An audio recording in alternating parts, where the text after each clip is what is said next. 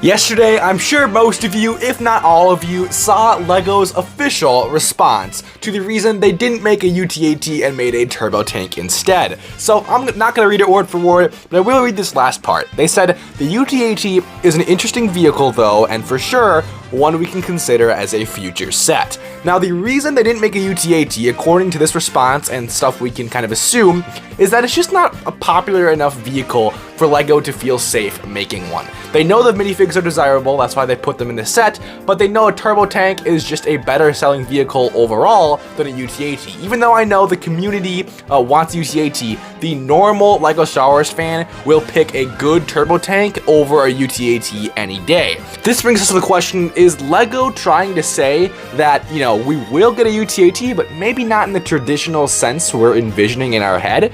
I think it's kind of possible, and there's been discussion on this LEGO Star Wars Leaks subreddit as well from other people saying this too.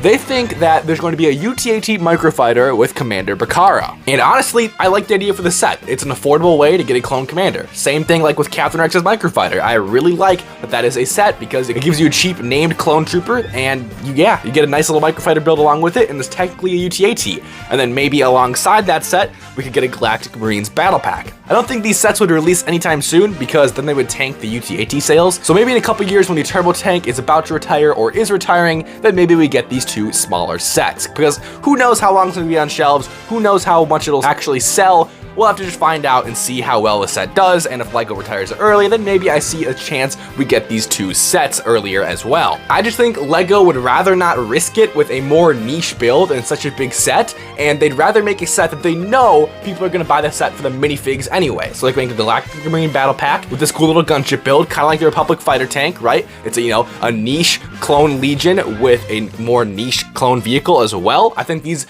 sets would sell much better because obviously you have these really desirable minifigs in more affordable sets. But with that being said, that's going to be all for today's video. Just wanted to discuss the possibility of two smaller sets like this that include all the minifigs we want at a more affordable price eventually. But with that being said, leave a like on today's video if you guys did enjoy, and comment down below what you think. Do you think the chances are good for these two sets? Do you think LEGO would ever make the Galactic Marine battle pack? Because honestly, that's the one I think is more, not likely to happen. But with that being said, I will see you all in the next video. Have an amazing day.